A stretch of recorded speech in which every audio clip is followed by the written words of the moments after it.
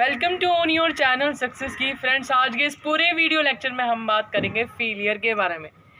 Friends, failure और success ये दोनों एक दूसरे के विपरीत शब्द हैं, पर रहते एक दूसरे के साथ एक सच्चे मित्र की तरह हैं। 100 आउट ऑफ 95% पीपल अपने किसी भी वर्क में फेलियर को फेस करने के बाद निराश होके थक कर एक कोने में बैठ जाते हैं और फिर वो सोचते हैं कि नहीं, अब मेरे से ये वर्क नहीं हो सकता। और बहुत ही कम लोग ऐसे होते हैं जो अपने किसी भी फेलियर वर्क से कुछ सीखते हैं और नया ट्राई करने का कोशिश करते हैं। तो आज के इस पूरे वीडियो लेक्चर में हम भारत के महान सक्सेसफुल लोगों के बारे में बात करने वाले हैं, जिनके जीवन में न जाने कितने मोड़ों पर फेलियर का सामना करना पड़ा और उन्होंने इस फेलियर को खुद से कंपेयर नहीं करा। उन्होंने ये नहीं कहा कि अब मेरे से वर्क नहीं होगा। उन्होंने उस फेलियर वर्क से ये जाना कि मिस्टेक क्या हो रही है, उसमें गलती क्या हो रही है, और नया स्टेप बढ़ाया, नई क्रिएटिविटी की, और आज हम उनके किस्से पढ़ते हैं। तो आज के इस फेलियर वीडियो में थॉमस अल्वा एडिसन, बल्ब आविष्कारक, जिनकी प्रारंभिक शिक्षा के दौरान उनके टीचर्स ने ये कह के निकाल दिया था कि तुम एक मंदबुद्धि बालक हो और तुम कुछ नहीं सीख सकते। 3 महीने के अंदर उन्हें रेस्टिगेशन लेटर मिला। फिर वो लेटर लेके घर आए। उनकी फिर प्रारंभिक शिक्षा उनकी माँ के द्वारा दी गई और कुछ समय बाद किसी इन्फेक्शन के कारण उनकी सुनने की शक्ति कम हो गई। उन्होंने इस चीज़ को भी पॉजिटिव वे में लिया कि चलो ठीक है, अब मैं दुनिया की आवाज़ों से बचकर अपने वर्क को लेकर, वो इतने डिटरमाइंड थे। बस वो एक दिन में 4 घंटे सोने वाले इस महान शख्सियत ने बल्ब का आविष्कार किया और न जाने ज़िंदगी के कितने मोड़ों पर इनको फेलियर का सामना करना पड़ा। 9,999 बार थॉमस अल्वा एडिसन अपनी ज़िंदगी के कई मोड़ों में फेल हुए और फिर उन्होंने कर डाला एक बल्ब का आविष्कार। और एक इंटरव्यू में उनसे ये पूछा गया कि आप इतने फेलियर के बाद भी अपने वर्क को लेकर कैसे डिटरमाइंड थे। तो उन्होंने क्या खूब कहा कि हार उस तरीके की होती है जिस तरीके पे हम वर्क कर रहे हों, या हार उस कोशिश की होती है। हार कभी भी एक इंसान की नहीं होती। फिर कुछ समय बाद इन्होंने नौकरी करना चाहा, लेकिन पहली 2 नौकरी में इन्हें ये कह के रिजेक्ट कर दिया गया कि आप नॉन प्रोडक्टिव हो और आप ये नौकरी नहीं कर सकते। इसी प्लेनेट के दूसरे महान शख्सियत जैक मा, जो अली बाबा के फाउंडर हैं और दुनिया के सबसे पावरफुल लोगों में 21वें नंबर पर इनकी गिनती की जाती है। इस इंसान को ज़िंदगी के न जाने कितने मोड़ों पर फेलियर का सामना करना पड़ा होगा। गरीबी में पले बड़े और जैसे तैसे करके अपनी ग्रेजुएशन कंप्लीट करी, जॉब की तलाश में लग गए। उनके अपने ही शहर में 24 लोगों का इंटरव्यू हुआ, 30 लोगों का सिलेक्शन हो गया और इकलौते जैक मा ही ऐसे थे जो इस नौकरी को पाने में असफल रहे। फिर इन्होंने पुलिस की भर्ती के लिए ट्राई करा।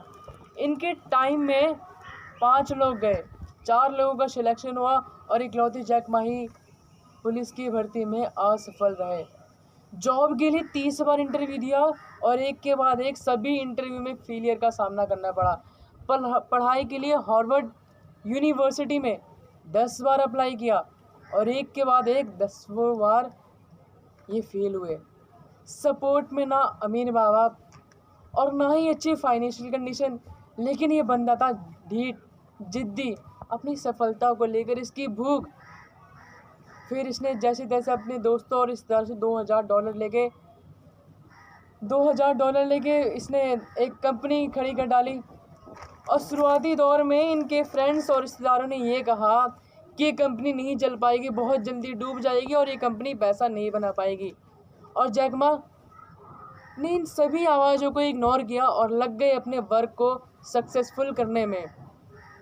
इसी प्लेनेट के महान शख्सियत अमिताभ बच्चन, जिनकी आवाज़ हम सबके दिलों पर राज करती है। लेकिन एक समय ऐसा भी था जब ऑल इंडिया रेडियो ने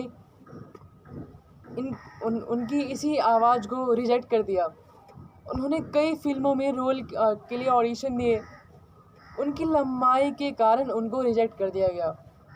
जब शुरुआत में वो मुंबई आए तो उनको रोड साइड में रातें बितानी पड़ी। बड़ी कोशिशों के बाद उनको फिल्म में रोल मिलना स्टार्ट हुआ, लेकिन एक के बाद एक उनकी 12 फिल्में फ्लॉप हो गई। क्या आप सोच सकते हो अगर हम या आप अगर अपने फर्स्ट, सेकंड, थर्ड, फोर्थ या 10th अटैम्प्ट में फेल हो गए तो क्या हम नेक्स्ट स्टेप बढ़ाएंगे? जी नहीं, हम हार जाएंगे और हम नेक्स्ट स्टेप बढ़ाने को ट्राई भी नहीं करते और हम लोग निराश हो जाते हैं। लेकिन ये जनाब बहुत ही ढीठ और जिद्दी किस्म के थे। इन्होंने अपने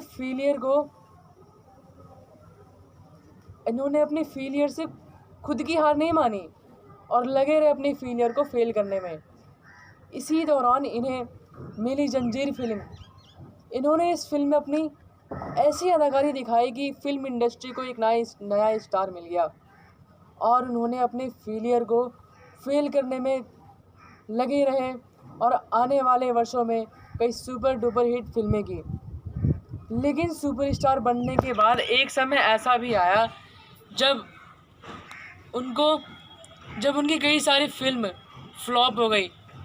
फिर उन्होंने राजनीति में स्टार्ट करने का सोचा और भारी मतों से विजयी भी रहे, लेकिन कुछ समय बाद राजनीति में नहीं टिके रहे और बुरी तरीके से फेल हुए।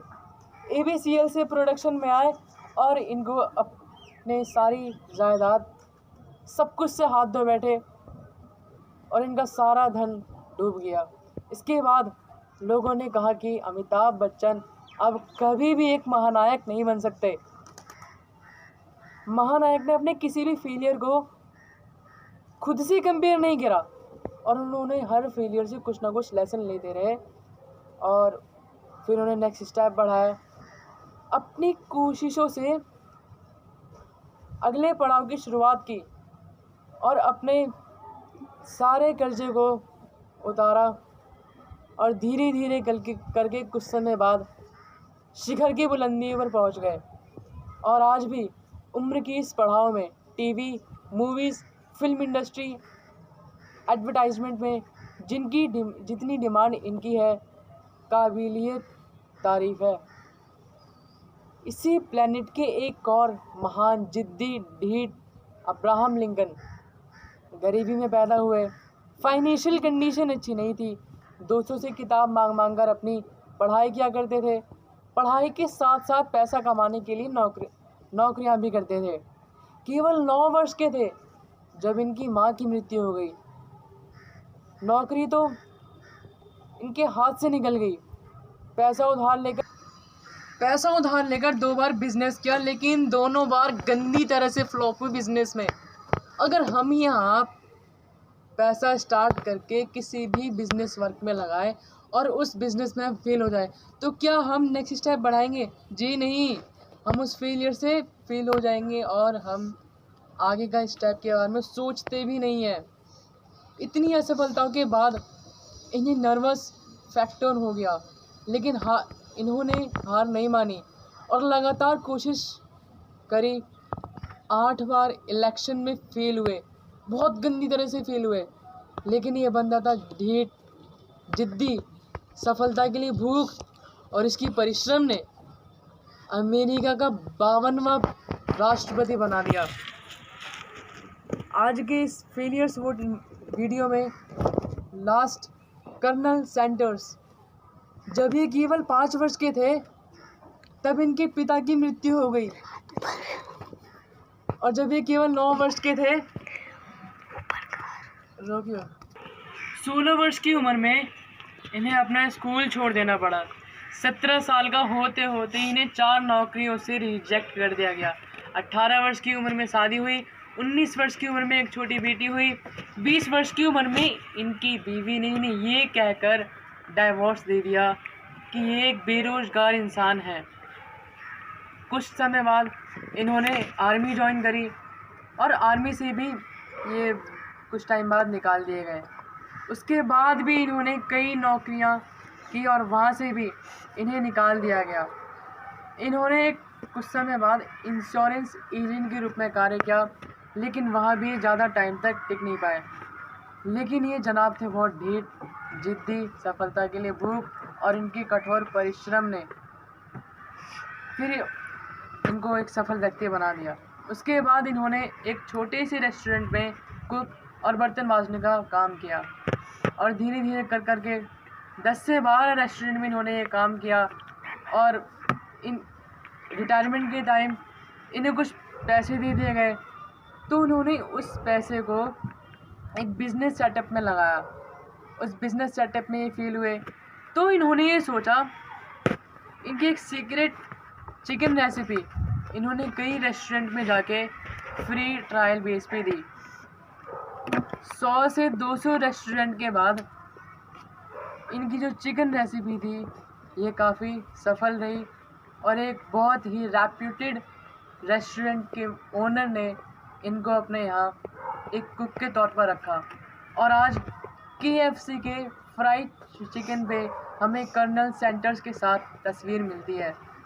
तो फ्रेंड्स, आज के इस फेलियर वीडियो में हमने इन तमाम सक्सेसफुल लोगों के बारे में बात की। इन लोगों में एक चीज़ कॉमन थी, सफलता के लिए भूख, जिद्दी थे, डिटरमाइंड, कंसिस्टेंसी और इतना